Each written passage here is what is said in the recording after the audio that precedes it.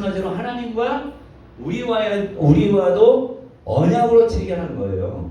그래서 이스라엘 백성에게 너희가 내 말을 잘 듣고 행하면, 내 율법을 잘 행하면 나의 백성이 되겠지만, 너희가 나의 말을 잘 행하지 않으면 너희는 나의 백성이 아니야. 그러니까 언약으로 체결됐기 때문에 언약을 잘 지켜야 돼요. 근데 하나님이 성막을 지은 것은 하나님의 전적인 구휼이라고 나는 생각해요. 그걸 말씀드릴게요. 자, 하나님께 일부러 죄를 짓는다. 그럼 이스라엘 그 언약을 일부러 어긴다. 그러면 이 사람은 이스라엘이 끊쳐져요. 구약 때는 다 그래요. 율법이라는 것을. 그러나 여러분, 그러나 부지중에 하는 것, 일부러 하지 않는 것에 대해서는, 여러분, 우리나라 법이라는 것은 무시무시하잖아요. 모르고 했어요 해도 안 되죠. 국가의 법은 그렇잖아요. 헌법이나 이것은 모르고 했어요. 뭐 판사가 뭐 어떻게 긍휼히 베풀면 모르겠지만 거의 다가 모르고 했어요 벌금 내야 돼요.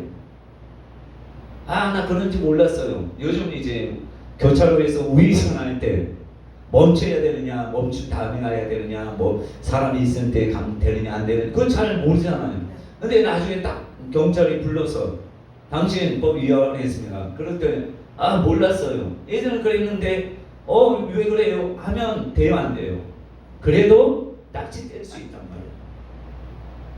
이게 원래 법인데 하나님께서는 모르고 한 사람, 부지중에 한 사람에 대해서는 속지 않은 제사를 드릴 수 있도록 마련한 것이 성전과 성막이란 말이에요. 그러니까 성전과 성막이 있어야 되는 이유가, 안 그러면 속죄라는 게 없으면 제사에는 필요 없어요. 그렇죠? 레위인도 필요 없어요. 그냥 나서 예배 그냥 기도하면 돼. 기도하면 돼. 근데 하나님이 언약 백성, 우리는 하나님과 맺은 언약 백성인데 십계명이나 이런 모든 계명들을 범하면 하나님의 언약을 어겼기 때문에 이스라엘 백성이 끊쳐진단 말이에요. 언약 백성이 아니게 돼요. 그래서 여러분 보시면 도피성 제도가 있어요. 도피성. 총 몇 개의 성읍이 있습니까? 6개 성읍. 요단 동편의 3성읍, 요단 서편, 요단 가나안 땅의 3성읍이에요. 자, 일부러 사람을 쳐 죽인다. 그러면 어떻게 돼? 도피성에 들어가도 죽인다며요. 눈은 눈으로, 이는 이로, 생명은 생명으로 이렇게 말씀해요. 그러니까 일부러 성경에 보면 일부러 사람을, 여기 보면 도피성 제도가 있는데 제가 읽어드릴게요. 부지중에 아닐 때는 하나님이 용서하지 않아요. 그냥 끊쳐져요. 자, 만일 철 연장, 민수기 35장 16절에 만일 철 연장으로 사람을 쳐 죽이면 그는 살인자니 그 살인자를 반드시 죽일 것이요. 만일 사람이 죽일 만한 돌을 손에 들고 사람을 쳐 죽이면 이는 살인한 자니 그 살인자는 반드시 죽일 것이요. 만일 사람을 죽일 만한 나무 연장을 손에 들고 사람을 쳐 죽이면 그는 살인한 자니 그 살인자는 반드시 죽일 것이냐. 피를 보복하는 자는 그 살인한 자를 자신이 죽일 것이니 그를 만나면 죽일 것이요. 그러니까 만약에 어떤 가정에 식구가 어떤 사람이 일부러 이제 죽였단 말이에요. 화가 나서. 그럼 이 가족 중에 이 살인자잖아요. 살인자를 데려와서 죽여도 범죄가 되지 않아요. 왜냐하면 이 사람은 하나님의 백성이 하나님이 볼 때 아닌 것이니까. 여러분, 가나안 칠족 속을 하나님이 어떻게 해요? 긍휼히 여기만 tek 진멸하라 하잖아요. 왜 진멸하라요? 땅이 더럽혀진단 말이에요.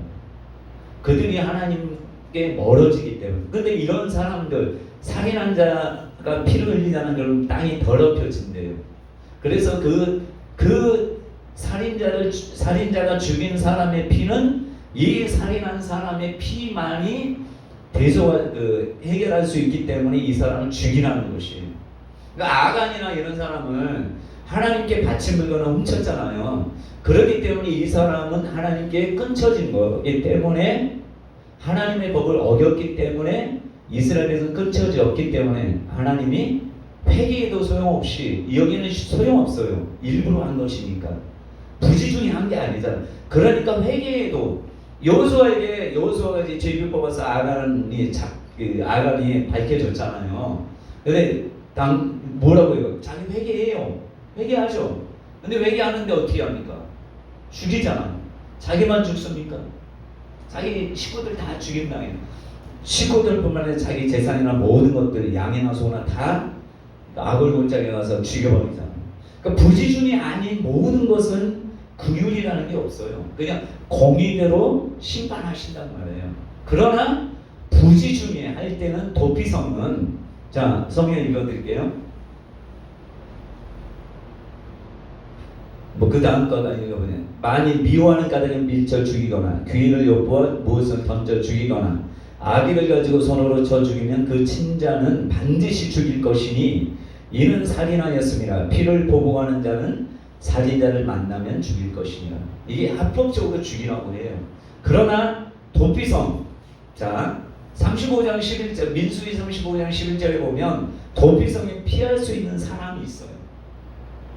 이 사람은 뭐냐? 너희를 위하여 성읍을 도피성으로 정하여 부지 중에 살인한 자가 그리로 피하게 하라. 이 6성읍은 이스라엘 자손과 타국인과 이스라엘 중에 고려하는 자의 도피성이 되리니 부지 중에 살인한 모든 자가 그리로 도피할 수 있으리라. 이는 과거에 오남이 없이 부지 중에 살인한 자가 그곳으로 도피하게 하기 위함이며 그중 한 성으로 도피한 자가 그의 성명을 보존하게 하기 위한 것이라. 이렇게 나온단 말이에요. 그러니까 하나님이 도피성을 준 것도 애매하게 자기가 일부러 하지 않았는데 죽일 수 있잖아요. 그런 사람 하나님이 긍휼을 베푸신단 말이에요. 이스라엘 백성들이 끊쳐지지 않도록 하기 위해서 도피성을 하나도 아니고 6개나 하나님이 그렇게 주셨단 말이에요. 자, 성막을 왜 하나님이 주셨느냐? 이스라엘 백성이 언약을 어기며 언약을 맺었다가 하나님과 이스라엘 백성이 맺었잖아요. 근데 맺었는데 부지 중에 어떤 잘못을 저질렀다가 깨달을 수 있잖아요. 자, 부지 중에 어떤 잘못, 하나님 앞에 범죄했단 말이에요. 그러면 원래는 언약 백성에서 끊어지는 거예요. 왜냐하면 하나님의 언약을 파기했기 때문에. 그래서 하나님이 그런 사람들에 대해서, 그러니까 일부러 막 죄를 짓는 사람은 소용은 없어요. 그러니까 구약을 잘 하셔야 돼요. 일부러 죄 짓는 사람에 대해서는 긍휼이 없어요. 그러니까 하나님의 법도 모르고 하는 사람은 조금 하나님이 용서를 주신다. 용서할 길을 열어주신 게 바로 성막이라는 제도라는 거예요. 그러니까 성막에, 그러니까 지금 성전이 왜 가장 중요한지를 우리가 그러니까 근본적인 성막이 원래 존재하는 이유는 뭐냐? 속죄예요, 속죄. 그러니까 여러분들이 교회 와서 죄를 회개하는 것은 최후에 하나님이 성막을 지은 목적과 부합되는 인생을 사는 것이에요. 그래서 여러분 레위기에 보면 제사가 나온다면 속죄제가 나와요. 뭐 여러분 화목제는 죄 지어서 하는 게 아니니까. 또 번제라고 해도 번제도 뭐 속죄제가 있고 속건제가 있고 뭐 여러 가지 화제가 있고 여러 가지 제사가 있지만 성막을 하나님이 지은 가장 큰 목적은 화목제라기보다는 속죄제예요. 왜냐하면 이스라엘 백성이 하나님과 언약 백성으로 맺어졌는데 죄를 범하면 이스라엘이 끊쳐지니까 이 끊쳐지지 않게 하기 위해서 하나님이 성막을 세우게 하시고 성막을 세울 뿐만 아니라 여기에서 죄를 속하는 제사를 드리도록 해서 그들의 죄를 속함으로 인해서 이스라엘 백성에게서 그 언약이 파기되지 않도록 하나님이 역사하신 거예요. 그래서 레위기에 보면 그 말씀이 계속 나와요. 속죄제에 대한 얘기가 나와요. 그리고 여러분 7월 15일이 7월 14일이 무슨 날이에요? 7월 14일.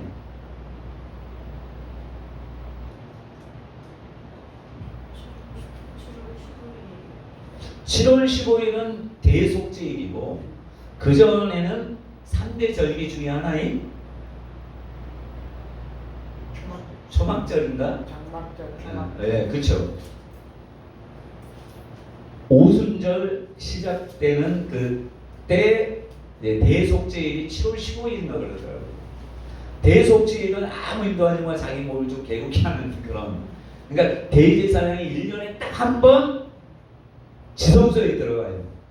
그때가 바로 6월절도 아니고 맥주절도 아니고 대속죄일이다.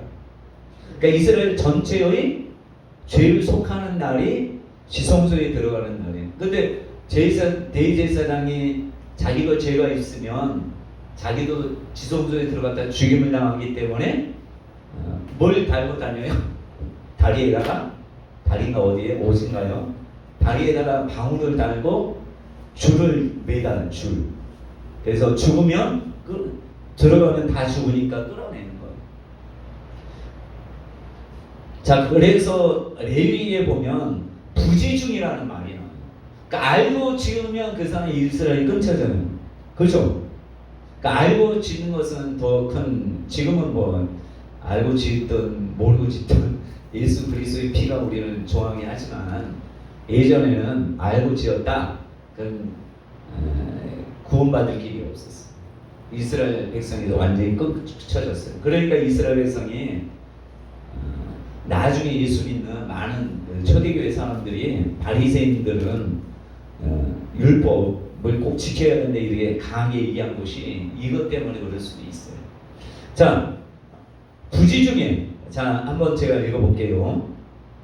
만일 4장 13절에 레위기 만일 이스라엘 온 회중이 여호와의 계명 중 하나라도 부지 중에 범하여 허물이 있으나 스스로 깨닫지 못하다가 깨달을 때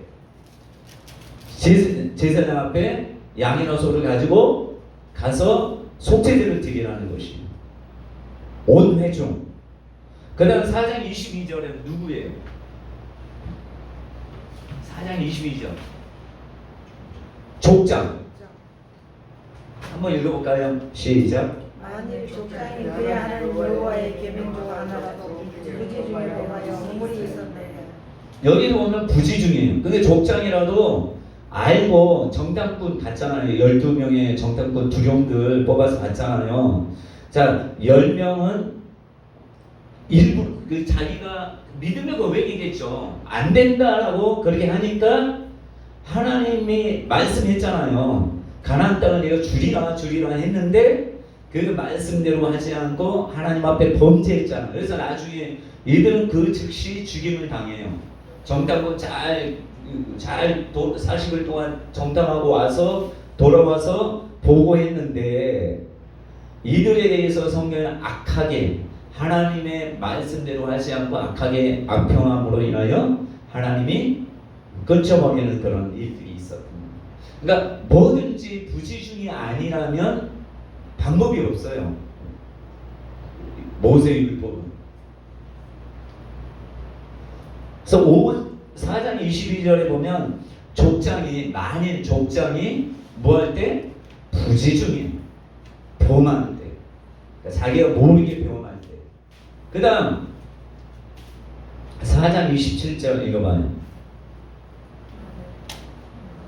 만일 평민의 한 사람이 여호와의 계명 중 하나라도 부지중에 범하여 허물이 있었는데 그 범한 죄를 누가 그에게 깨우쳐 주면 그게 자기가 깨닫든지 누가 깨우쳐 줄 때 제사를 드려야 돼요.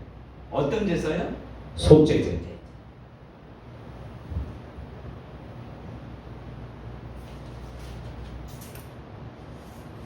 그 다음에 5장 3절. 5장 3절에 이제 정한 음식과 부정한 동물 막 있잖아요. 근데 정한 물건도 있고 부정한 물건도 있죠. 내가 우리가 이스라엘 사람 얼마나 힘들었겠어요. 예전에 보면 한번 5장 3절을 읽어보죠. 만일 부지 중에 어떤 사람의 부정이 닿았는데 그 사람의 부정이 어떠한 부정이든지 그것을 깨달았을 때는 허물이 있을 것이요. 허물이 있으면 어떻게 해야 돼요? 제사 지내야죠. 자, 5장 15절. 누구든지 여호와의 성물에 대하여 부지 중에 범죄하였으면 여호와께 속건죄를 드리. 그러니까 물건에 관해서는 속건죄고 어떤 행위에 대해서는 속죄죄란 말이에요. 그렇죠?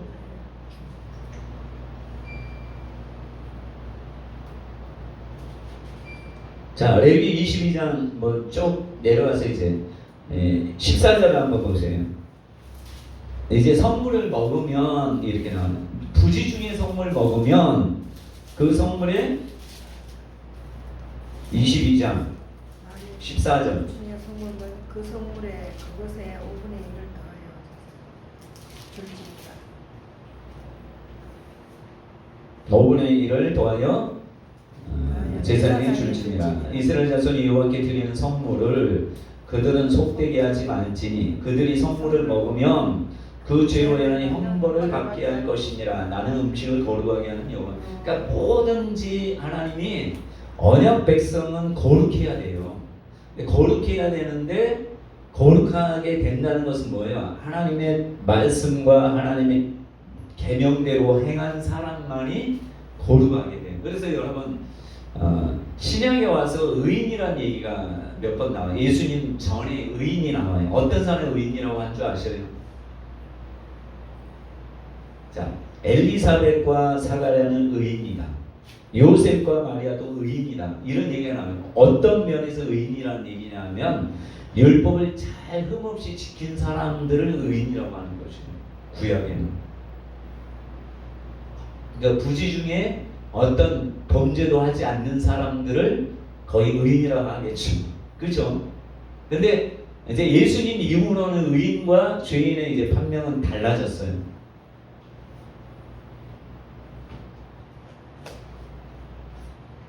계속 이제 레위기에 보면 그런 얘기가 나온단 말이에요. 자, 민수기 16장 15장 26절 한번 25절 한번 누가 읽어보시오. 민수기 15장 25절. 제사장이 이스라엘 자손의 온 회중을 위하여 속죄하면 그들이 사함을 받으리니 이는 그가 부지 중에 범죄함이며 또 부지 중에 범죄함으로 말미암아 건물 곧 화제와 속죄제를 여호와께 드렸습니다. 26절이에요. 이스라엘 자손의 온 회중과 그들 중에 거류하는 타국인도 사함을 받은 것은 온 백성이 부지 중에 범죄하였습니다. 예. 자, 그 다음에 15장 27절도 보면 만일 한 사람이 부지 중에 범죄하면 1년 된 암염소로 속죄제를 드릴 것이요. 제사장은 부지 중에 범죄한 사람이 부지 중에 여호와 앞에 범한 죄를 위하여 속죄하여 그 죄를 속할지니 그리하면 사함을 얻으리라. 그러니까 제사장의 역할은 죄를 속해주는 그 일을 담당한단 말이에요. 그러니까 제사를 함께 드려주면서 죄를 속하는 일을 하는 것이죠. 그래서 29절에 뭐라고 해요? 이스라엘 자손 중 본토 소생이든지 그들 중에 거룩하는 타국이든지 누구든 부지 중에 범죄한 자에 대한 법이 동일하다. 자, 그래서 구약 때는 성막을 세운 목적을 하나님의 이름이 있는 곳이기도 하지만 가장 제가 볼 때 가장 중요한 건 언약 백성으로 끊쳐지는 것을 방지하기 위해서 하나님이 긍휼의 모습으로 만든 것이 성막이다 이런 생각이 들어요. 그래서 이스라엘 백성이 범죄하면 끊쳐질 수밖에 없는데 부지 중에 한 것에 대해서는 하나님이 그래 너희가 죄를 지었다. 그렇지만 너희가 모르고 있기 때문에 내게 속죄의 제사를 드리면 내가 사해 주겠다. 이게 이제 성막을 지은 목적이. 그죠? 그래서 거기에서 이제 회막 안에서 하나님의 말씀도 하고. 왜요? 죄가 없는 사람에게 하나님은 말씀하잖아요. 그래서 죄가 어디에서 씻겨집니까? 죄가 어디에서 씻겨져요? 지성소에서 씻겨지기 때문에 지성소에 뭐가 있어요? 법궤가 있잖아요. 법궤 위에 뭐가 있어요? 시은자가 있잖아요. 속죄소라고도 하죠. 시은자가 있어 거기에서 하나님이 말씀한다. 왜냐하면 죄가 없어진 다음에 하나님이 말씀하는 거예요. 근데 우리들도 하나님 앞에 나왔을 때 제일 먼저 해야 될 것은 회개라는 이거 엄청난 특권이에요. 회개하는 기분 나빠할 것이 아니라 하나님이 날 만나 주시고자 나에게 말씀하고자 회개하는구나. 그래서 여러분 방언 받기 전에 뭐 사람들이 그러잖아요. 방언 받기 전에 방언에 대해서 좀 부정적인 생각 가진 사람이 있거든요. 그러면 거기에 대해서 회개하고 또 지금까지 살았던 것에 대해 회개를 다시 한번 하게 하잖아요. 그럼 회개하면 방언이나 이거 빨리 이게 깨끗해졌기 때문에 빨리 받는 경우가 있어요. 또 그래요. 축사도 그러더라고요. 축사도 회개하면 이게 완전히 뭐 껌딱지처럼 집을 짓는 것처럼 이렇게 집 지었다가 회개하면 이게 떨어진대요. 회개하면 그 죄가 그렇잖아요. 죄가 있는데 내가 죄를 회개 안 하면 딱 달라붙어요. 근데 회개하면 악한 영이나 마귀가 더 이상 틈이 마귀가 활동할 수 있는 틈이 메꿔지기 때문에 마귀가 이제 악한 영이 쫓아낼 수 있는 굿이 되는 거죠. 그래서 회개는 무조건 많이 하면 좋대요.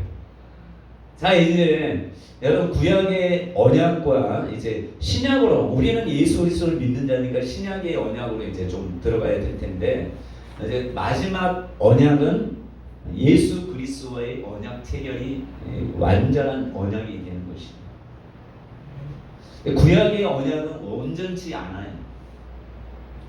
자, 해년마다 제사를 드렸어요. 자, 죄를 온전히 속하지 못해요.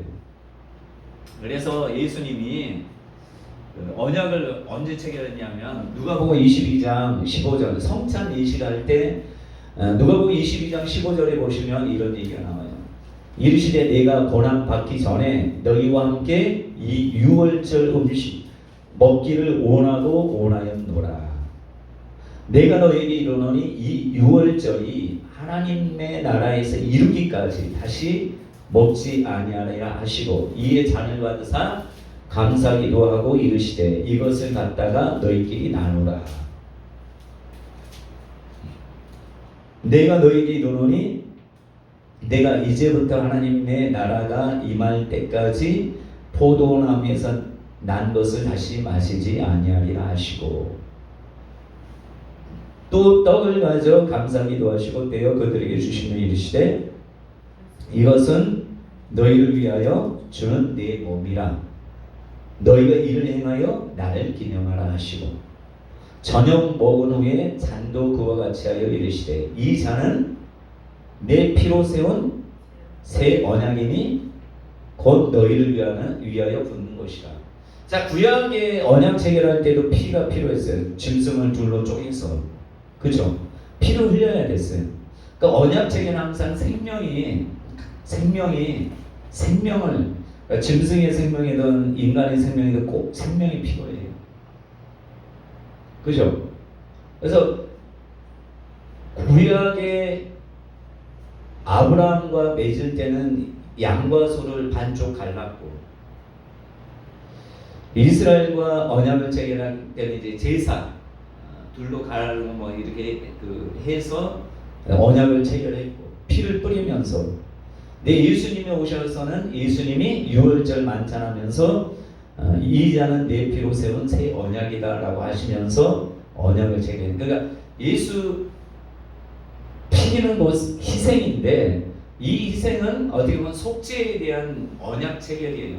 속죄에 대한 언약 체결이라는 건 무슨 얘기냐면 우리가 하나님의 자녀가 되고 하나님의 백성이 되는데 우리들도 하나님의 법을 어기면 똑같이 언약 백성에서 끊쳐진단 말이에요.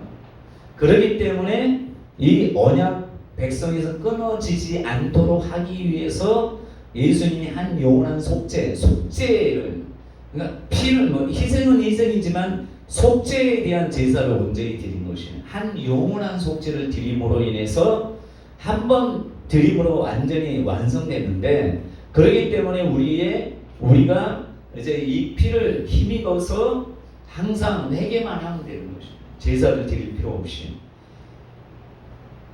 자, 저녁 먹으름의 잔도 그와 같이 하여 이르시되 이 잔은 내 피로 세우는 새 언약이니 곧 너희를 위하여 붓는 것이라. 새 언약이라고. 자, 옛 언약이 있으니까 새 언약이 있는 것이고. 자, 고린도전서 11장 23절에도 똑같이 나와요. 내가 너에게 전한 것은 주께 받은 것이니 곧 주 예수께서 잡히시던 밤에 떡을 가지사 축사하시고 떼어 이르시되 이것은 너희를 위하는 내 몸이니 이것을 행하여 나를 기념하라 하시고. 25절 한번 읽어볼까요? 같이. 11장 고린도전서 11장 25절. 고린도전서 11장 25절. 19회 19회 또한 네, 시작. 19회 또한 그와 같이 잔을 가지시고 이르시되 이 잔은 내 피로 세운 새 언약이니 이것을 행하여 마실 때마다 나를 기념하라 하셨으니 너희 이 떡을 먹으며 이 잔을 마실 때마다 주의 죽으심을 그가 오실 때까지 전하는 것이니라. 여러분, 그의 죽으심이 뭐겠어요? 속죄의 죄사라는 거예요. 그러니까 한 영원한 속죄를, 그러니까 성전에 예수님이 성전에 입성하신 후에 성전에서 십자가에 달려 돌아가지 않는 이유는 알죠? 다른 것들은 다 성전에서 제물이 되는데 예수님만이 영문 밖에서 고난을 받고 영문 밖에서 십자가에 달려 돌아가셨어요. 왠 줄 아시죠? 양은 흠없는 양이라고. 그러니까 그러니까 죄 없이 깨끗한, 원래 뭐 양이야 뭐 지가 죄 짓거나 인간하고 사람은 죄 짓지 않는 깨끗한 짐승이니까 흠없는 거 드리잖아요. 근데 소원 때나 이거 할 때는 흠없는 거 드려도 상관없다고 나오더라고요. 그렇죠? 희한한. 그 속죄제만은 항상 흠없는 것으로 해야 돼요. 그러니까 제사를 드릴 때 제사장이 흠없는 것을 드린단 말이에요. 근데 예수님은 왜 예루살렘 성전에서 제물이 돼야지 왜 밖에서 드리게 됐느냐? 왜 그래요? 원래 예수님은 죄가 없지만 누구의 죄를 짊어졌으니까? 우리의 모든 인류의 죄를 짊어졌기 때문에 죄 있는 흠이 있는 분이 되셨기 때문에 성전 안에서 드려질 수 없는 거예요.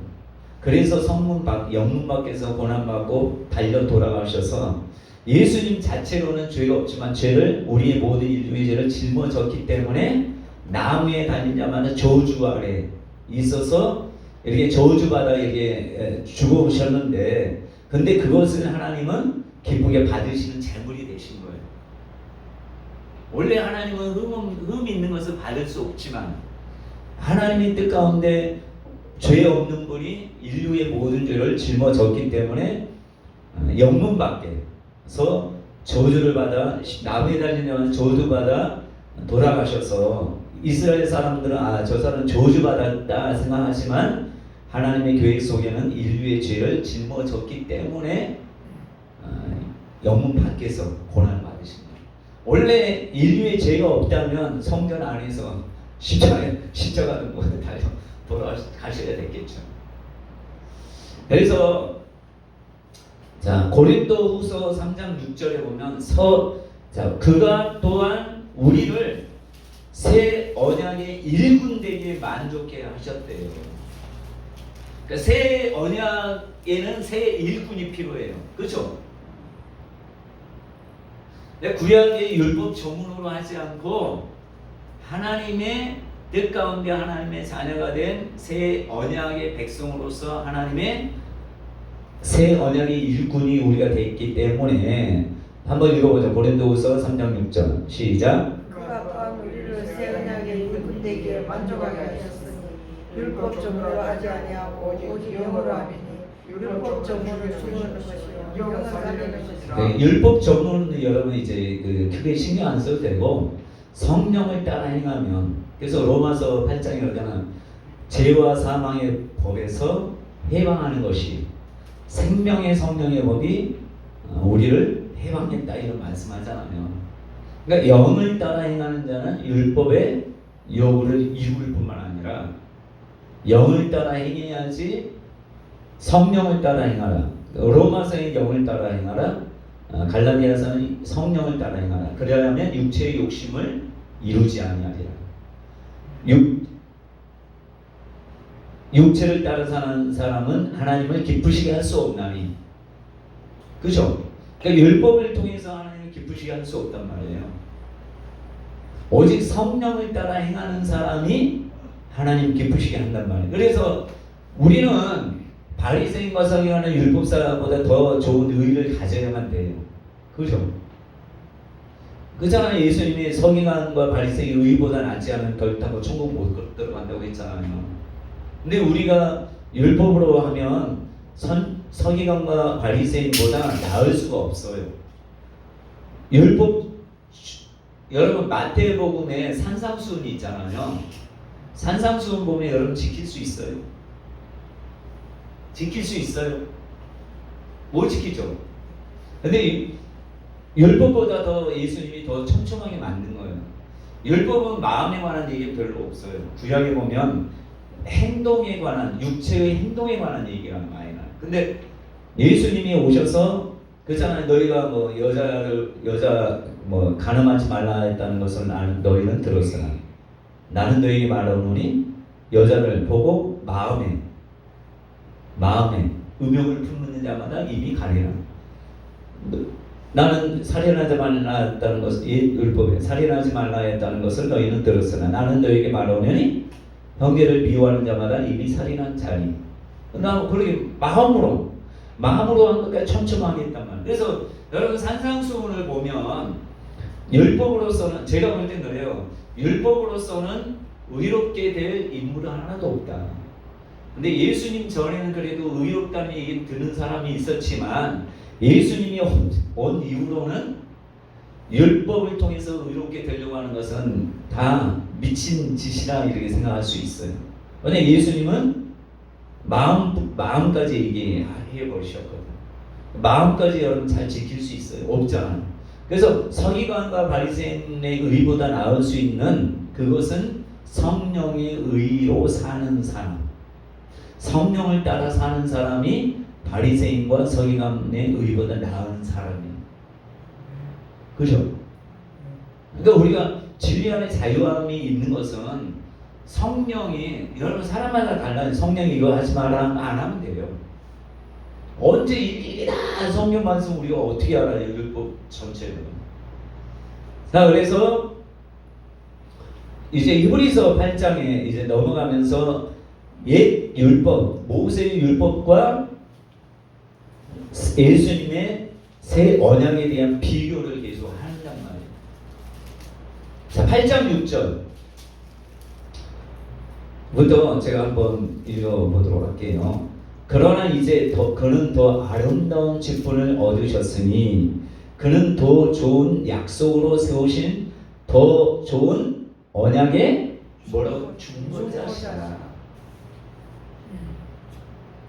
모세가 율법의 중보자지만 예수님이 중보자가 됐는데, 자 8장 7절이 중요해요. 한번 읽어보죠. 시작. 첫 언약이 둘째 것을 요구하리 없었으려니와. 자, 이 말은 뭐예요? 첫 언약은 어떤 걸 얘기하는? 모세의 율법을 얘기하는 거. 모세와 이스라엘 백성과 하나님과의 맺은 언약을 얘기하는. 근데 무음하였더라면이 뭐예요? 흠이 없었더라면, 온전했더라면, 문제가 없었더라면 두 둘째 것을 요구할 일이 없었으려니와 둘째 것은 누구와 맺은 언약이에요? 예수님과. 그죠? 자, 그 다음에 8장 8절을 한번 같이 읽어보죠. 시작. 그들의 잘못을 지적하여 말씀하시되 주께서 이르시되 볼지어다 날이 이르니 내가 이스라엘 집과 새 언약을 맺으리라. 자, 이스라엘 집과 유다 집과 새 언약을 맺는데 뭘 지적했다고요? 잘못을 지적했대. 첫 언약이 잘못됐다는 것을 얘기하는 거예요. 잘못됐다는 것은 하나님의 주신 율법이 잘못됐다는 게 아니라 온전치 않았다는 거예요. 온전치 않았다는. 그러니까 둘째 것이 온전하기 때문에 첫째 것은 온전치 않은 게 이제 드러난 거예요. 근데 바리새인과 서기관과 율법사는 예수님이 아직 오셨다고 생각지 않기 때문에, 그러니까 메시아가 오지 않았다고 생각하기 때문에 율법이 온전하다 생각했어요. 그죠? 온전하다 생각했기 때문에 예수님 와서 그것을 막 폐기하는 것처럼 보였단 말이에요. 근데 오늘 히브리서의 말씀은 온전한 것이 오니까, 참 실제가 오니까 아, 이건 그림자였구나, 실제가 아니었구나를 아는 것이에요. 자, 9절에 보면 주께서 이르시되 이 언약은 내가 그들의 열조의 손을 잡고 애굽 땅에서 인도하여 내던 날에, 그 누구예요? 모세의 언약이나 그들과 맺은 언약과 같지 아니하도다. 똑같지 않다는 거예요. 그들은 내 언약 안에 머물러 있지 아니하므로 내가 그들을 돌보지 아니하였노라. 왜냐하면 인간으로서는 온전히 율법을 이룰 수 있는 존재가 없기 때문에. 그래서 로마서 3장에 모든 사람이 죄를 범하였으니 하나님의 영광에 이르지 못하더니, 그러니까 첫 언약으로는 하나님의 영광에 이른 사람이 한 사람도 없단 말이에요. 그렇기 때문에 하나님께서, 왜냐 언약을 잘 지켜야지 그들을 돌보는데, 언약을 지키지 않으면 돌볼 수가 없는 거예요. 하나님의 책임이 아니에요. 지금 전세 문제 많잖아요. 전세. 근데 국가가 지켜주지 못하잖아요. 왜요? 법이 아직 없으니까. 그러니까 법의 테두리 밖에서 하나님 우리 지켜주세요 하면 지켜줄 수 없는. 그리고 우리도 예수 믿는 사람으로서 하나님의 말씀대 성령의 인도함을 따르는 사람들이 하나님이 돌보고 보호하고 인도하고 축복하고 한다는 걸 아셔야 돼요. 우리가 하나님 앞에 제대로 안 하면서 하나님 나 좀 자녀니까 잘 좀 봐주세요, 이거 안 돼요. 그렇죠? 자녀라고 해서 하나님 앞에 나 좀 자녀니까 좀 해달라고 하는 것은 안 돼요. 예수님이 뭐라면 나도 아버지의 계명을 지켜 아버지의 사랑을 받는 것처럼 너희도 나의 계명을 지켜라. 그리하면 아버지의 사랑을 받을 것이다 라고 요한복음에 나오잖아요. 15장. 돌보지 아니하노라. 10절. 이제 좀 제가 벗어야 되죠. 자, 10절 같이 읽어보세요. 시작. 또 주께서 이르시되 그날 위에 내가 이스라엘 집과 맺을 언약을 그들의 생각에 두고 그들의 마음에 이것을 기록하리라. 나는 그들에게 하나님이 되고 그들은 내 백성이. 자, 구약의 법은 어디에 났죠? 네? 네, 돌판은 어디에 났죠? 법계 속에 넣었잖아요. 그죠? 돌 위에 새겼잖아요. 자, 그렇게 했더니 이스라엘 백성이 하나님의 말씀을 이마에도 새기고 이마에도 이게 테플린인가 하고 손목에도 해도 소용없잖아요. 돌 위에 새겨도 안 되고 이마에 해도 안 되고 손목에 매도 안 됐잖아요. 그리고 옷술에 이렇게 해도 안 됐잖아요. 그래서 마지막에 하나님이 우리와 맺을 언약은 겉에 이 몸뚱아리나 겉에 주지 않고 어디에 준다고요? 생각, 마음과 생각이 든대요. 여러분 마음에 기록하는데, 여러분 마음속에 누가 오셔서? 예수님. 누구를 통해서? 성령을 통해서. 여러분 마음 가운데 누구를 보냈다고 해요? 성령을 보내서. 여러분들이 예수님 아버지를 하나님은 아버지라는 것은 아버지라는 것은 아들의 영 성령이 우리로 하여금 아버지라고 할 수 있도록 마음에 감동을 주니까 여러분 하나님은 보통 사람은 아버지라 하지 이스라엘 사람 아버지라 하지 않잖아요. 아브라함은 아버지라 하지 하나님은 아버지라 하면 못된 사람 이렇게 하잖아요. 뭐 어떻게 해야? 그러니까 예수님이 아버지라니까 막 신성모독이라 하면서 도리쳐 죽이려고 많이 했잖아요. 근데 우리는 아버지 이스라엘 사람도 하지 못한 하나님은 아버지라 하는 것은 우리 마음에 성령이 들어오셔서 그냥 감동하고 당연히 그렇게 하도록 하니까 아무 꺼리낌 없이 하나님께 기도할 때 하나님 아버지 하는 게 여러분 어색하지 않죠.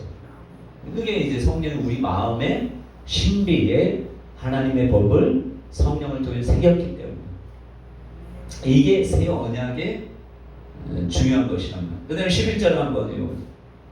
또 각각 자기 나라 사람과 각각 자기 형제를 앞지 주를 알라 하지 아니할 것은 그들이 작은 자로부터 큰 자까지 다 에스겔에도 나오잖아요. 새 마음, 돌같이 굳은 마음을 제거하고 새 마음을 주고 또 새 영을 주고 그 안에 또 내 영을 그들에게 주어서 그들은 나의 백성이 되고 나는 그들의 하나님이 되리라.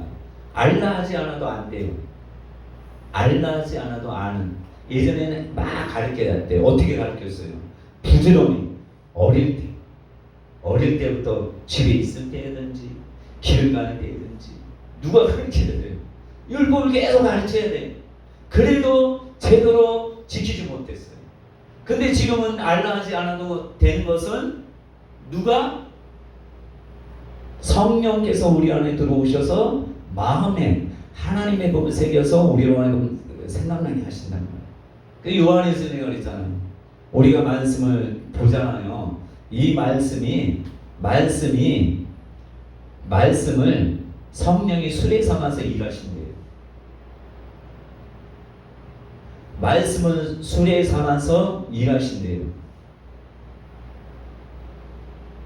자, 하나님께서 이스라엘 백성과 언약을 맺으셨는데 언약을 맺은 자들은 서로의 계약을 잘 지켜야 합니다. 그렇죠? 하나님께서 당연히 언약을 잘 이행하시는 분이고 언약의 당사자였던 이스라엘 백성이 바로 하나님께서 주신 계명과 율례와 법도를 잘 지켜야 되는데 잘 지키지 않기 때문에 부지중에 하는 것에 대해서는 하나님이 공의를 베풀어서 성막을 세우게 하시고 거기에서 일할 거룩한 대제사장, 제사장, 레위인을 세워서 이스라엘 백성들로 하여금 제사, 그러니까 이스라엘 백성, 언약의 백성, 계약 체결을 맺은 사람으로서 끊쳐지지 않도록 하기 위해서 속죄제, 속건제를 드리도록 그렇게 하셨다는 것을 제가 말씀을 드렸습니다. 자, 구약의 제사는 온전한 제사가 아닌 것이라고 제가 말씀드린 8장 7절에 얘기했죠. 히브리서 8장 7절 저 첫 언약이 무흠하였더라면 둘째 것을 요구할 일이 없었으려니와 흠이 있었기 때문에 둘째 것을 요구했단 말이에요. 자, 구약의 제사는 다음과 같은 문제가 있는데 7장 11절에서 쭉 나와요. 자, 레위 계통의 제사 직분으로 말미암아 온전함을 얻을 수 있었으면 백성이 그 아래에서 율법을 받았으니 어찌하여 아론의 반차를 따르지 않고 멜기세덱의 반차를 따르는 다른 한 제사장을 세울 필요가 있었느냐? 그 뭐냐면 아론의 제사장은 다 레위 지파잖아요. 근데 레위 지파의 아론도 연약한 사람이었기 때문에 자기가 자기의 죄도 속죄해야지만 제사를 드리는.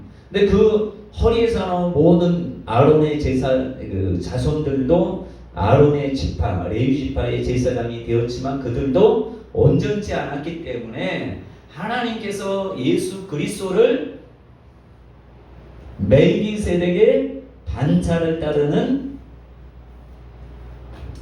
다른 한 제사장으로 세웠단 말이에요. 근데 여러분 아론의 후손들은 다 레위 지파죠. 근데 예수님은 누구 지파예요? 유다 지파잖아. 그러니까 전혀 상관이 제사와는 아무 상관이 없는 유다 지파를 하나님이 세운 것은 아론 지파의 후손들의 제사장이 불완전하기 때문이다라는 것을 하나님이 말씀하는 것이에요. 자, 그러면서 7장 12절에 보면 자, 제사 직분이 자, 레위 지파에서 유다 지파로 바뀌었잖아요. 그렇죠? 아론의 자손에서 멜기세덱의 반차를 따르는 한 제사장으로 예수님이 오셨단 말이에요. 멜기세덱은 아버지도 없고 엄마도 없고 누구도 없고 누구도 없고 평강의 왕 샬롬이라고 그 말씀 있잖아. 그래서 7장 12절에 뭐라고 하냐면 율법도 반드시 어떻게 돼야 된대요? 바꾸어 지리니. 그러니까 율법으로는 안 된다는 것을 얘기하는 것입니다. 그래서 7장 14절에 이제 그 부연설은 우리 주께서는 유다로부터 나신 것이 분명하도다. 이 지파에는 모세가 제사장들에 관하여 말한 것이 하나도 없고 멜기세덱과 같은 별다른 한 제사장이 일어난 것을 보니 더욱 분명하도다. 자, 이제 비교해서 예수님에 관한 것을 이제 16절에 나와요. 그냥 제가 그 구약의 언약과 예수님의 언약을 비교할 때 이것은 예수님의 언약이고 예수님과 세운 새 언약이고 이것이 왜 필요하고 또 구약의 언약은 이거다 이렇게 그때그때 얘기할게요. 이게 순서대로 쭉 하기는 그러니까 자 7장 16절에 보면 자 같이 읽어보죠. 시작. 그는 육신에 속한 바 계명의 법을 따르지 아니하고 오직 불멸의 생명의 능력을 따라 되었으니. 자, 육신에 속한 한 계명의 법을 따르지 않다. 조금 이따 제가 그 뒤에 또 나오니까 육신에 속한 한 계명의 법을 따르지 않다. 육체의 법을 따르지 않는다. 이렇게 생각하시면 돼요. 잠깐만요. 아들이. 자, 그다음에 18절은 그 구약의 율법, 모세 율법에 관한 얘기예요. 자, 읽어보죠. 시작. 전에 있던 계명은 연약하고 무익함으로 패하고. 율법이 어떻대요? 연약하대요. 또 뭐가 돼요? 무익하대요. 그 다음에 19절도 앞절을 한번 같이 읽어보죠. 시작. 율법은 아무것도 온전하게 못할지라. 희한하죠. 아무것도 온전하게 못한대 율법이. 21절.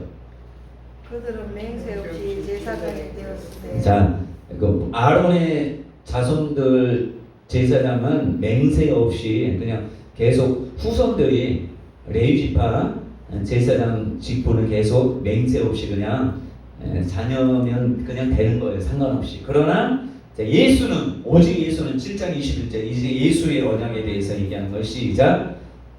오직 예수는 자기에게 말씀하신 이로 말미암아 맹세로 되신 것이라. 어떤 맹세냐? 주께서 맹세하시고 뉘우치지 아니하시리니 내가 영원히 제사장이라 하셨도다. 그러니까 그 전에 아론 지파의 제사장은 잠시 잠깐 누가 오실 때까지 예수님이 오실 때까지 예수님에게 주는 예수님을 얘기하는 게 아니라 하나님을 얘기하는 주께서 맹세하시고 뉘우치지 아니하시리니 네가 그러니까 예수님에게 너는 영원한 제사장 영원히 제사장으로 있을 것이다. 그 다음 23절 아론의 자 한번 같이 읽어보자. 시작. 제사장된 그들의 수요가 많은 것은 죽음으로 말미암아 항상 잊지 못하리로되. 자 제사장들은 죽잖아요. 영원 불멸하지 않기 때문에 죽으니까 계속 죽음으로 말미암아 죽는다는 건 뭐예요? 사망의 왕노릇에 그 영향을 받는다는 얘기겠죠. 그다음 24절에서 26절까지는 예수님에 관한 말씀이요. 자 같이 읽습니다. 시작. 예수는 영원히 계심으로 그 제사장 직분도 갈리지 않는다는 뭐예요? 영원한 대제사장으로 우리가 승천할 우리가 이제 구할 우리도 예수님이 재림할 때까지 영원히 제사장 그 직분은 어겨지지 않고 누구한테 넘겨지지 않는다 이렇게 하는데, 우리는 이제 예수 피를 힘입었기 때문에 우리도 왕 같은 누구요? 제사장. 자, 그 다음에 25절 시작. 그러므로 자기를 힘입어 하나님께 나아가는 자들을 온전히 구원하실 수 있으니 이는 그가 항상 살아계셔서 그들을 위하여 간구하심이라. 이러한 대제사장은 우리에게 합당하니 거룩하고 악이 없고 더러움이 없고 죄인에서 떠나 계시고 하늘보다 높이 계시니라. 그러니까 이 세상의 제사장은 아론도 제사장이었지만 어떻게 해요? 그 전에 제사장 되기 전 우상을 만들어서 그렇게 행하잖아. 제사장이나 그 마지막 말락이나 이런 데 보면 제사장들 엄청나게 하나님을 혼내잖아요. 뭐 사람들의 뇌물을 취하고 뭐하고 뭐. 근데 예수 그리스도라는 이 제사장은 우리의 죄를 온전히 속할 수 있는 귀한 분이고 영원히, 그래서 우리에게 합당하다는 것은 우리의 죄를 완전히 구원받기에 합당하도록 하기에 합당하신 분이에요. 구약의 제사로는 구원하고는 상관이 없어요. 아셔야 돼요. 구약 제사 드린다고 구원받는 게 아니에요. 조금 이따 제가 말씀드릴게요. 근데 예수님이 드린 제사는, 속죄제는 영원한 속죄가 돼요. 십자가에서 달려 돌아가셨는데 그것이 지금도 그 피가 유효하단 말이에요. 자, 27절. 이것은 이제 과거 구약의 제사장이에요. 한번 읽습니다. 그는 저 대제사장들이 먼저 자기 죄를 위하고 다음에 백성의 죄를 위하여 날마다 제사 드리는 제사를 드렸단 말이에요. 날마다. 그러니까 상번제, 뭐 하번제, 뭐 계속, 그리고 또 죄 계속 드렸는데, 뒤에 보면 그가 이제 예수님에 관한 말씀, 예수님은 어떤 분이 시작. 그가 단번에 자기를 드려 이루셨습니다. 뭘 이뤘어요? 온전한 제사. 어떤 제사? 속죄제를 이루셨다. 화목제도 되죠. 하나님과 화목하게 하는. 그 다음에 28절. 자, 율법에 대해서. 율법은 약점을 가진 사람들을 제사장으로 세웠거니와 율법 후에 하신 맹세의 말씀은 영원히 온전하게 되신 아들을 세우셨느니라. 그러니까 우리가 새 언약 안에 있다는 게 엄청 축복이에요. 자, 첫 9장 1절 이제 한번 보셔요. 거기에는 이제 자세히 왜 온전하게 그 율법의 구약의 제사가 온전하지 못하고 어떤 것만 되는지에 대해서 얘기합니다. 자, 첫 언약에도 섬기는 율법과 세상에 속한 성소가 있더라. 구약에 이제 성전, 성막, 성전, 헤롯 성전 이걸 얘기하는 거예요. 예비한 첫 장막이 있고 그 안에 첫 장막은 이제 성전, 지성소 아니에요. 지성소 들어가기 전에 성소죠. 성소가 있는데 그 안에 등잔대, 그 다음에 상, 진설병, 진설병은 떡이에요. 떡 넣는 거. 이는 성소라 일컫고 둘째 휘장 뒤에 있는 장막을 지성소라 일컫나니 거기에 뭐가 있어요? 금향로, 또 사면을 금으로 싼 언약궤, 그 안에 만나를 담은 금항아리, 아론의 쌍난지팡이, 언약의 돌판들이 있고 그 위에 속죄소를 덮는 영광의 그룹들이 있으니 이것들에 관해 이제 낱낱이 말할 수 없노라. 왜 말할 수 없냐? 더 중요한 것들을 얘기하려고 하니까. 자, 그래서 이 모든 것을 이같이 예비하였으니 제사장들이 항상 첫 장막에 들어가 섬기는 예식을 행하고 오직 둘째 장막은 대제사장이, 그러니까 성소에는 자주 들어가요. 왜냐하면 떡도 놔야 되고 하루에 한 두 번씩 놔야 되잖아요. 그죠? 향도 필요해 들어가기 때문에 성소까지는 자주 들락날락해. 근데 지성소에는, 자, 둘째 장막은 대제사장이 홀로 1년에 한 번 들어가되 자기와 백성의 허물을 위하여 드리는 피 없이는 아니하나니.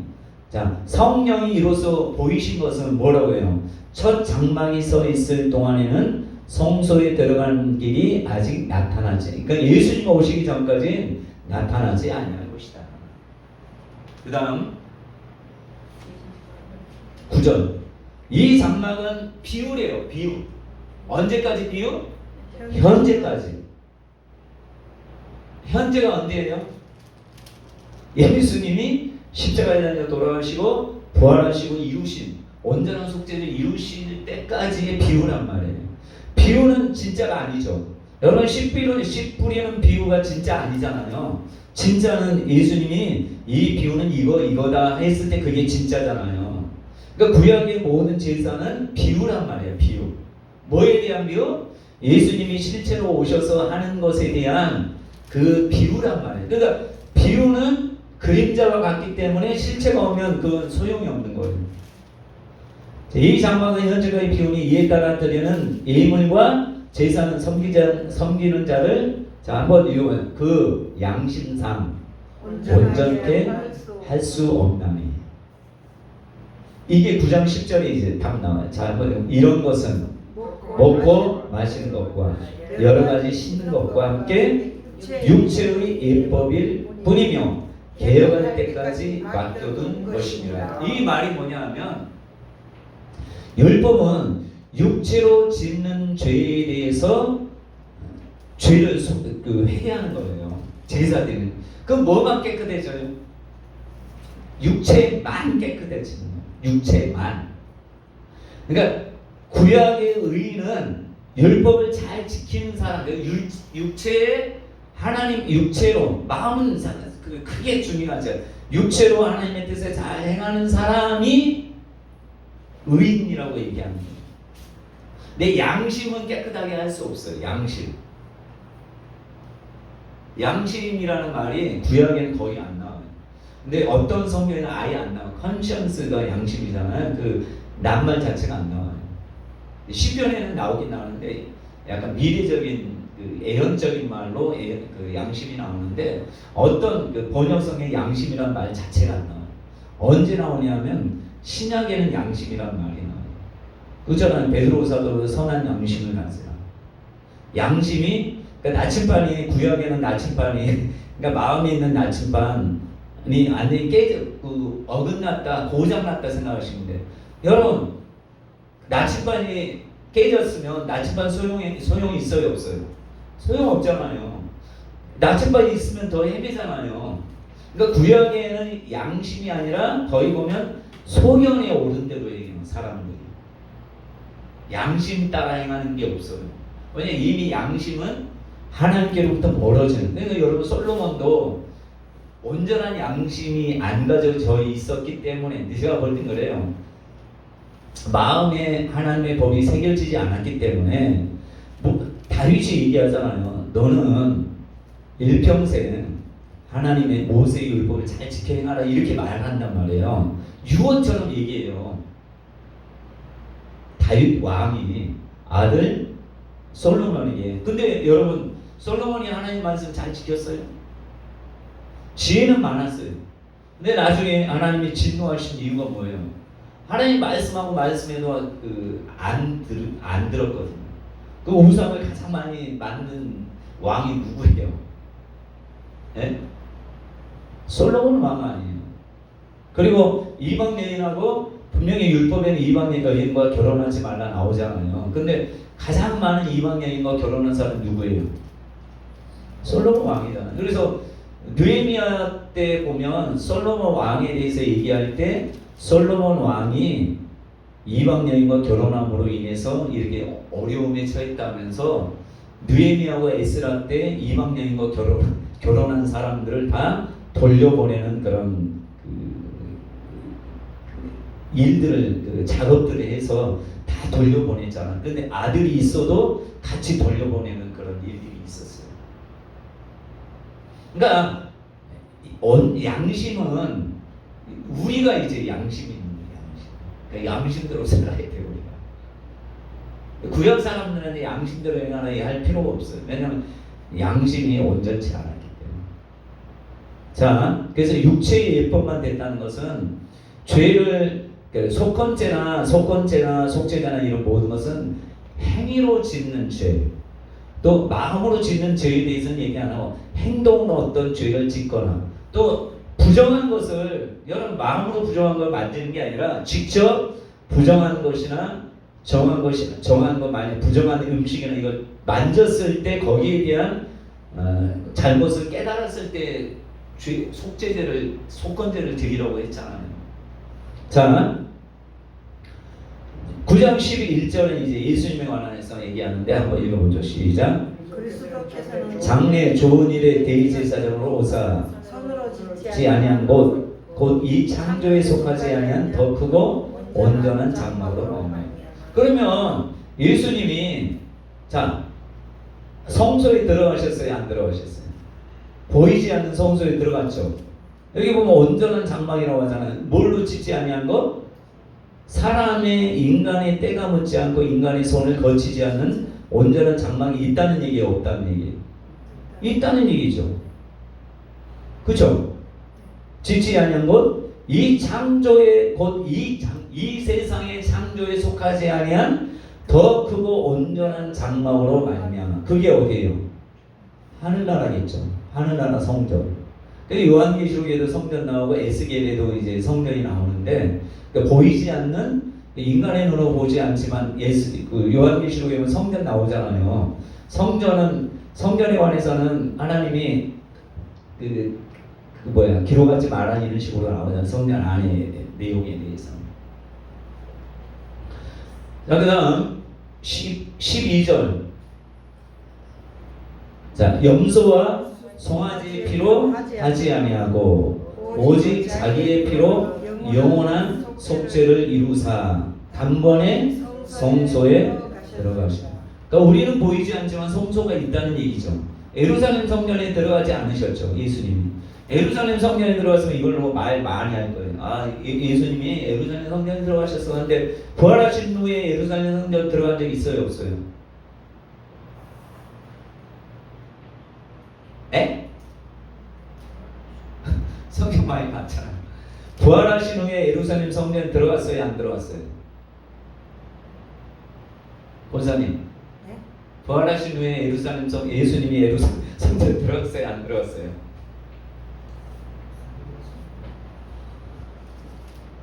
성전은 안 들어가고 성에는 들어갈 수도 있지.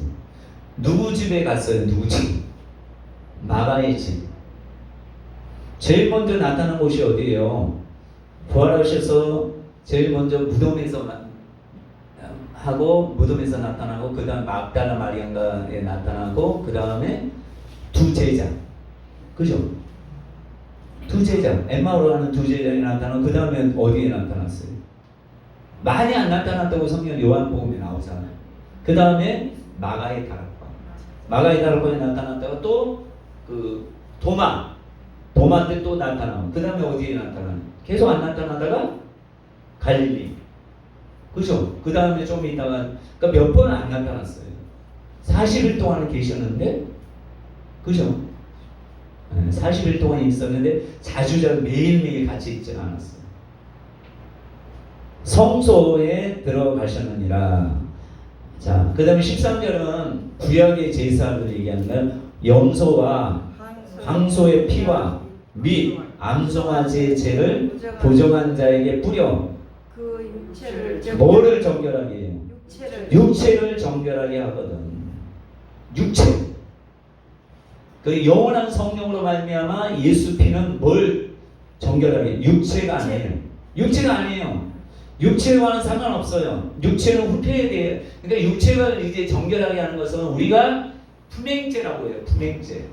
그러니까 이 땅에 살아가면서 우리 스스로가 정결하게 하는 작업을 해야 돼. 그래서 불의의 병기로 드리지 말고 의의 병기로 드리는 것은 우리의 책임이에요. 하나님의 책임이 아니에요. 많은 사람은 착각해요. 우리 육체를 하나님이 알아서 해주겠지 하면 안 돼요. 우리 육체는 우리 마음이 성령을 따라서 행할 때 육체가 불의의 병기가 아니라 그 의의 병기가 되는 거예요. 의의 병기가 될 것이냐 불의의 병기가 될 것이냐의 책임은 누구한테 있어요? 나한테 있어요. 그러니까 우리가 성령의 9가지 열매를 맺는 건 성령을 따라 행할 때 열매가 맺는 거지, 몇 개 주세요 몇 개 주세요 해서 맺는 게 아니고 우리가 삶으로 살아내야지 열매가 맺는 거예요. 자 19절 아니 9장 14절 하물며 잘 보세요. 자, 영원하신 성령으로 말미암아 흠없는 자기를 하나님께 드린 그리스도의 피가 어찌 너희 양심을 죽은 행실에서 깨끗하게 하고, 그러니까 양심을 온전히 회복하신단 말이에요. 그러니까 마음을 회복한단 말이에요. 굳은 마음을 제거해서 살같이 부드러운 마음을 우리에게 주신단 말이에요. 굳은 마음으로 하나님을 섬길 수 없어요. 굳은 마음으로서는 아무리 열법을 백날 애우고 그대로 행하려고 해도 안 된단 말이에요. 굳은 마음을 제거를 누가 하셔요? 하나님이. 누구를 통해서? 예수 피를 통해서 굳은 마음을 제거하고 살같이 부드러운 마음을 받은 다음에 내 영이 새롭게 됨으로 인해서, 영이 새롭게 되고 나서 그 다음에 성령, 하나님이 내 영을 부어주신다고 했어요. 부어주고 성령을 따라 행할 때 온전한 양심이 됐기 때문에 우리의 양심대로 살아라, 선한 양심을 가져라, 이런 얘기를 하는 거예요. 그러니까 우리 예수 믿는 사람은 선한 양심을 가져야 돼요. 양심대로 살아야 돼요. 누구의 양심? 성령이 주신 양심. 사람들이 생각하는 율법, 도덕, 윤리 이런 양심하고 아무 상관없어요. 여러분 범죄한 사람들 보셔요. 아, 저 사람은 어떻게 저럴지 몰랐다. 평상시 엄청 착했는데, 이런 얘기 많이 듣죠. 아, 저희가 저 사람 저렇게 살 줄 몰랐다. 이것은 그 속에는 마음은 뭐예요? 마음에 가득한 것이 그때 분출되는 거예요. 하나님 예수님은 마음이 더 중요하다고 했거든. 그러니까 마음이 온전히 저와 여러분들은 깨끗하게 됐다는 걸 믿음으로 받아들이셔야 돼요. 거룩하지 않는 마음에 성령이 오시지 않거든요. 그죠? 거룩하게 된 마음에 성령은 오셔요. 왜? 거룩의 영이니까. 그러니까 우리가 구약의 사사는 겉으로 이렇게 육체로 해서 영에까지, 마음까지 영향 주고 영까지 영향 주려고 백날이 있었는데 안 된 거예요. 그러니 이제 반대예요. 이제 우리 신앙은 반대가 됐어요. 뭐요? 육체로만 하는 게 아니라 영이 중요해요. 근데 영은 이미 깨끗해, 거룩해. 그래서 지금 우리에게 가장 중요한 혼적인 부분이에요. 마음적인 부분이란 말이에요. 마음을 성령이 원하는 대로 우리가 마음의 감동이든 하나님의 말씀이든 이 마음으로 이 말씀이 이러고는 깨닫고 내가 이렇게 살아야겠다 하고 결단해서 육체로 이렇게 살아내야지 열매가 맺혀지는 거예요. 그러니까 아무리 애쓴다고 해서 되는 게 아니라 힘으로도 안 되고 눈으로도 안 되고 오직 하나님의 신으로 된다는. 그러니까 여러분들이 지금 하나님과의 관계가 올바르면 지금 삶이나 환경이나 여건이나 마음이나 육체의 모든 질병이나 이런 것들이 안 된다 보니까 보이는 것들이 안 된다 하는 것이 아니라 성령과 교제하고 하나님과 동행하고 이렇게 되면 영이, 그렇잖아요. 예수님이 그러잖아요. 나를 믿는 자는 그 배에서 생수의 강이 넘쳐 흐른다라고 하잖아요. 그러니까 배에서부터 생수의 강이 넘쳐, 그러니까 영에서부터 이렇게 퍼져나가는 거예요. 그러니까 멀리서 환경이 좋아지는 것은 내가 강이 흘러야지 멀리서 오는 걸 이제 보게 되는 거예요. 그래서 이사야서에 그런 말씀 있잖아요. 멀리 자녀들을 안고 물질을 가지고 온다 하잖아요. 근데 그게 오려면 도와주세요 이렇게 해서가 아니라 하나님과의 관계를 바르게 정립하고 하나님의 말씀대로 행하고 성령을 따라 행하면 이 영이 충만해지면서 우리 지경이 넓어져요. 지경이 넓어지면서 멀리 있는 것들이 이제 소문 듣고 이렇게 온단 말이에요. 하나님이 보낸단 말이에요. 우리 사모가, 제가 이번에 이제 캄보디아 갔잖아요. 근데 돈이 별로 없잖아요. 우리 사모가. 근데 하나님이 가라고 했잖아요.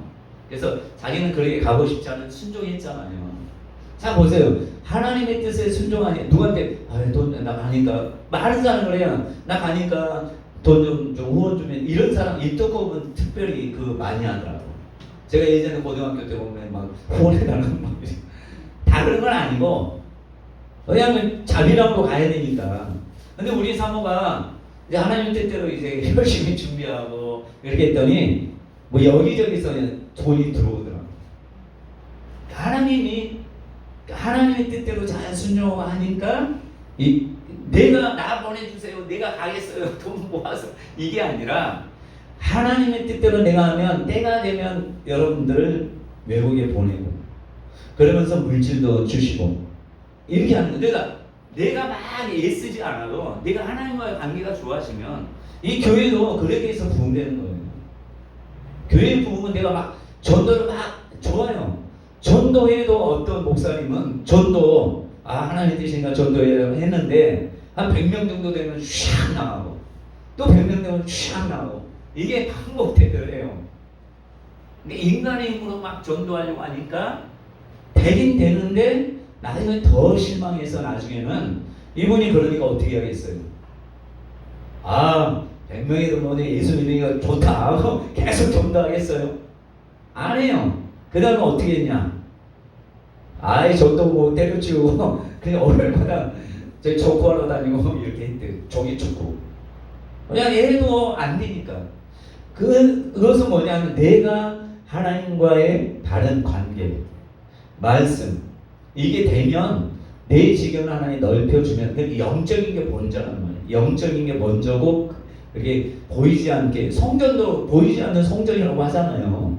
우리가 볼 때 이 보이는 성전을 보는 게 아니라 예수님이 새 성전 손으로 짓지 않은 창조에 속하지 않은 이 성전 창조에 속하지 않은 이 성전이 입성하면서 예루살렘 성전은 육체를 가지고는 못 들어가니까 온전하게 된 그 거룩한 하나님의 아들로서 제사장이 온전한 속죄를 드려야 되면 하나님의 보이지 않는 성전에 꼭 들어가야 되잖아요.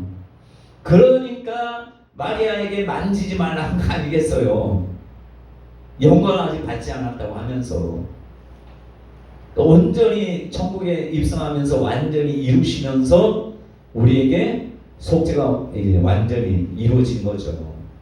자, 죽은 행실에서 깨끗하게 하고 살아계신 하나님은 섬기게 하지 못하겠느냐. 여러분 이스라엘에서는 살아계신 하나님을 섬기지 못해서 예수님 오셨는데 잘 섬겼어요? 안 섬겼어요? 살아계신 하나님을 섬긴 사람은 직접 응답받은 사람만 섬겼어요. 시몬, 안나, 그죠? 응답받는 사람, 그 예수님의 11 제자, 응답받은 사람, 성령이 가르쳐준 사람. 근데 다른 사람들은 다 신성모독이니 이렇게 얘기했잖아요.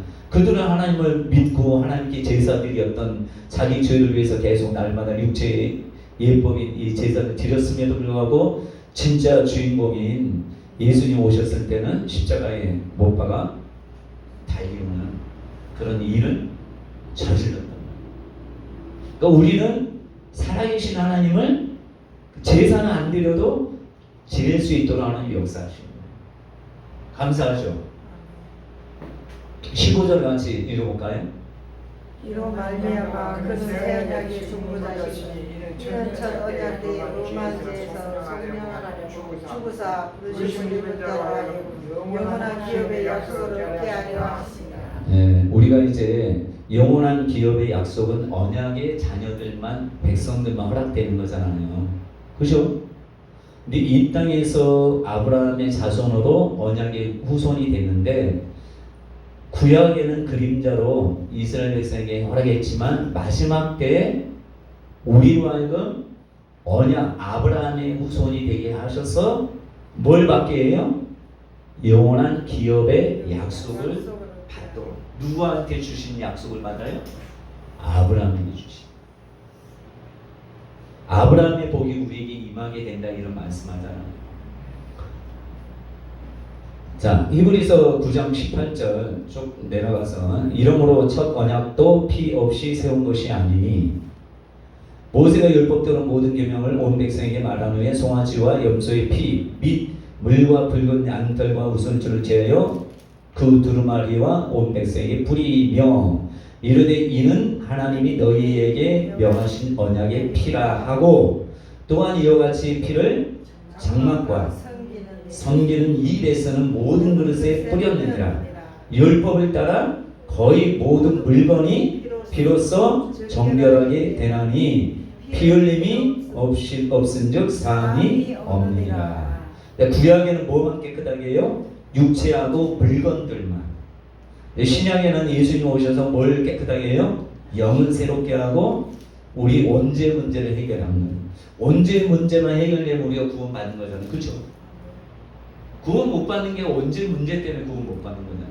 근데 다른 이제 품행죄나 이것도 중요하지만 이 죄는 회개해서 우리로 하여금 의의 병기로서 하나님의 언약의 말씀, 하나님의 계명을 잘 지켜 행할 수 있도록 성령을 따라 행할 수 있는 그런 존재가 되도록 하나님이 하신 거예요. 그래서 그 로마서 12장 1절에 보면 마음을 얘기하잖아요. 마음을 얘기하는데 뭘 얘기해요? 몸을 드리라고 하잖아요. 그러므로 형제들아 내가 하나님의 모든 자비하심으로 너희를 권하노니 너희 몸을 하나님이 기뻐하시는 거룩한 산 제물로 드리라. 이는 너희의 드릴 영적 예배니라. 뭘 드려요? 몸을 드려죠. 몸을 드리면 뭐가 동해야 돼요? 마음이 움직여야죠. 그러니까 마음이 항상 먼저고 몸이 나중에는. 그러니까 여러분 자원하지 않는 예물은 하나님 안 받으신대요. 그죠? 그러니까 억지로 내는 것은 하나님 안 받으신대요. 그렇잖아요. 뭐든지 자원하는 것.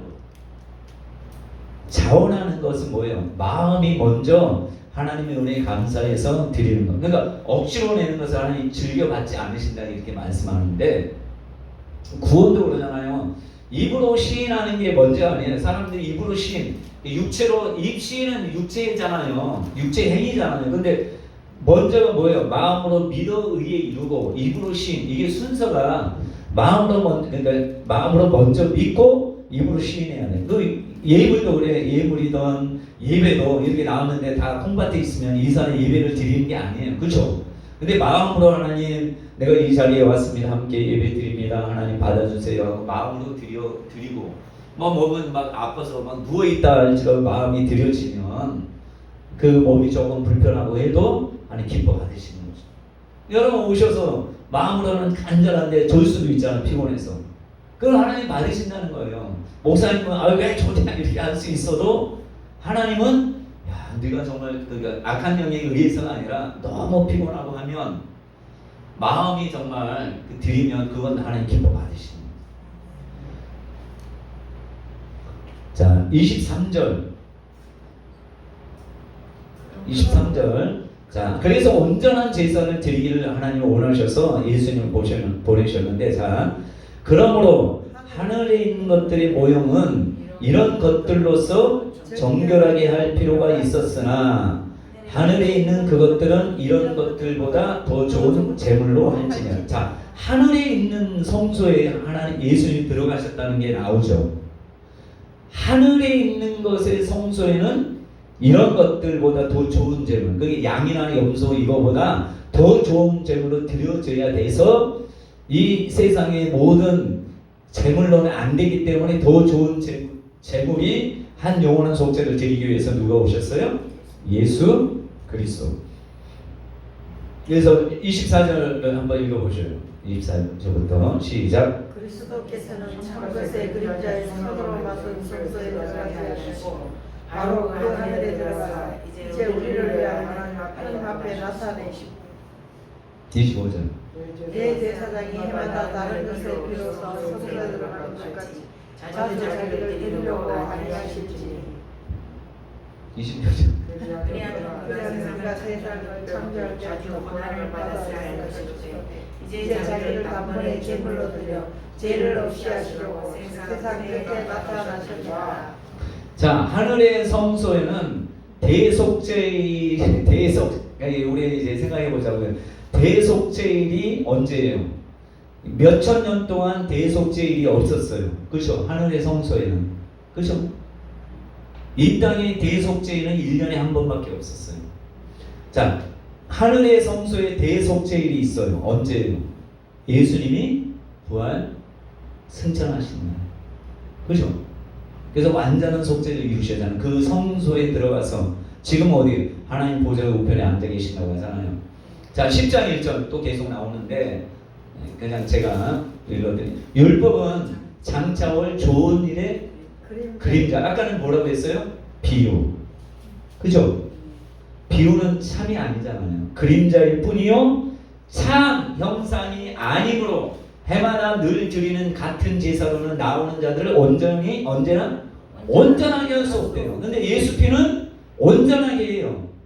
자, 그렇지 아니하면 섬기는 자들이 단번에 정결하게 되어 다시 죄를 깨닫는 일이 없으리니. 근데 여러분들이 언제에 대해서 다시 깨닫는 일이 없어요. 언제 문제에 대해서. 그렇죠? 깨닫는 일이 없으리니 어찌 제사 드리는 일을 그치지 아니하였으리요. 계속 그치지 않고 계속 했단 말이에요. 그러나 이 제사들에는 해마다 뭐를 기억하게 한다고요? 죄를 기억하게 한 것이 있나니 이는 황소와 염소의 피가 능히 죄를 없이 하지 언제든지 해결하지 못한다는 거예요. 언제든지. 그러므로 그 다음에 10장 10절 다시 읽겠습니다. 시작. 예수 그리스도의 몸을 단번에 드심으로 말미암아 우리가 거룩함을 얻었노라. 여러분들이 거룩함을 얻어서 온전한 속죄를 이뤘기 때문에 우리가 예수 피로 거룩함을 입었고 또 거룩한 우리에게 성령이 오셨고 또 우리로 하여금 이 땅에서 상급받도록 또 하나님과의 언약을 잘 지키도록 하나님의 말씀을 잘 행하도록 성령을 따라 행할 수 있는 법을 우리 마음에 새겨 주셨죠. 10장 12절 오직 그리스도는 죄를 위하여 한 영원한 제사를 드리시고 하나님 우편에 앉으사 14절 그가 거룩하게 된 자들을 한 번의 제사로 영원히 온전하게 하셨죠. 여러분들은 온전하게 됐어요. 그러니까 하나님께로부터 멀어질 수 없는 그 존재가 된 언약 백성에서 끊어지지 않는 존재가 됐단 말이에요. 14절 읽었죠. 17절 또 그들의 죄와 그들의 불법을 내가 다시 기억하지 아니하리라 하셨으니 18절까지 이것들을 사하셨은즉 다시 죄를 위하여 제사 드릴 것이 없느니라. 네. 자, 예수님께서 새 성전을 또 지었어요. 어디 지었어요? 자기 몸으로 스스로 이 땅에서는 성전을 지었어요. 자, 천국의 성전이 있지만 거기는 그 보이지 않는 성전을 입성하셨지만 이 땅에서는 이 성전보다 더 중요한 성전을 어디에 줬어요? 각자 예수 믿는 사람에게 성전을 주셨어요. 왜? 예수님이 성전, 자기 육체가 성전돼서 내 피와 살을 먹지 않는 자 내게 상관없다 얘기하셨잖아요. 요한복음 5장인가 6장에 오병이어 기적 사건 일으킨 다음에 그래서 우리가 예수 피와 살을 먹음으로 인해서 우리가 이제 우리 안에 성전을 두게 된 거예요. 누구를 통해서? 성령을 통해서. 그래서 고린도 전서 3장과 6장이 뭐예요? 너희가 하나님의 성령의 성전인 것을 알지 못하느냐 이렇게 하는 거예요. 그러니까 우리가 이제 우리 몸이 이제 거룩한 성전이 됐어요. 그 성전을 예수님은 본인 육체로 한 다음에 보이지 그러니까 그 육체로 한 다음에 성령은 모든 사람이 들어갈 수 있으니까 성령을 통해서 모든 예수 믿는 사람이 들어오게 하셔서 여러분들이 다 성전, 거룩한 하나님의 전인 것을 알도록 하셨단 말이에요. 지었단 말이에요. 새롭게 지었단 말이에요. 고린도전서 3장 16절 알죠? 너희가 하나님의 성전인 것과 하나님의 성령이 너희 안에 계신 것을 알지 못하느냐. 누구든지 하나님의 성전을 더럽히면 하나님이 그 사람을 멸하시리라. 하나님의 성전은 거룩하니 너희도 거룩하다. 여러분들이 여러분 자신을 거룩하게 하는, 특별히 혼을 거룩하게 하는 게 중요해요. 그 다음에 6장 너희 몸은 6장 19절 고린도전서 너희 몸은 너희가 하나님께로 받은 바 너희 가운데 계신 성령의 전인 것을 알지 못하느냐. 너희는 너희 자신의 것이 아니라 값으로 산 것이 되었으니 그런즉 뭘로? 하나님께 영광 돌리라 너희 몸으로 몸으로. 그러니까 우리 마음이 성령을 따라 행해서 몸으로 하나님께. 그러니까 이렇게 오고 하는 것도 몸이 와야지. 마음만 오면 안 돼요. 그렇죠? 그러니까 올 수 있으면 어쩔 수 없으면 모르지만. 자, 그다음에 고린도후서 6장 16절. 하나님의 성전과 어찌 우상이 어찌 일치가 되리요?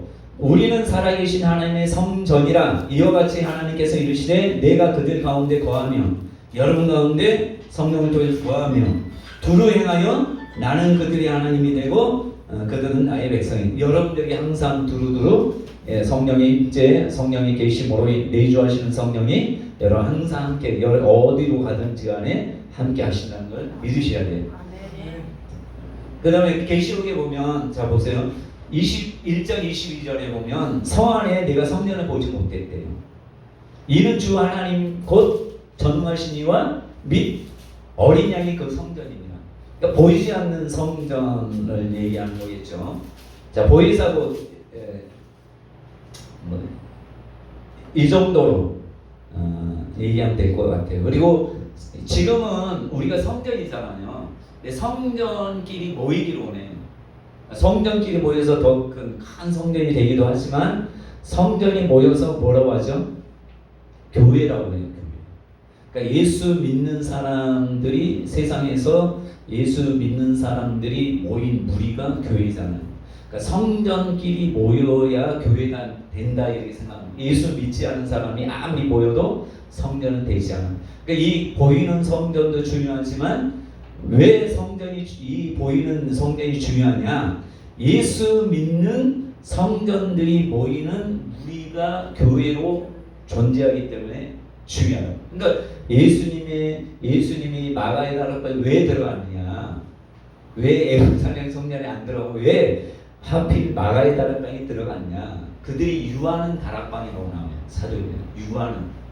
그들이 또 어떤 사람 예수를 믿고 성전이 된 사람들이 모였기 때문에 초대교회라고 하고 그곳에 예수님이 나타나셔서 얘기하시고 또 엠마오로 가는 두 사람 가운데 예수님이 두 사람이 나타났잖아요. 그러니까 성전이 모인 교회에 두 사람이 있는 곳에 예수님이 나타났잖아요. 뭐 다른 제자도 많은데 먼저 두 제자에게 나타났잖아요. 자, 두세 사람이 내 이름으로 모인 곳에는 성전이기 때문에 예수님도 그들 가운데 있느니라 이렇게 말씀하는 것이죠. 그래서 지금은 이제부터 이제 영상 봐도 되죠. 어느 정도 이 정도까지 끝내면 될 것 같아요. 괜찮죠?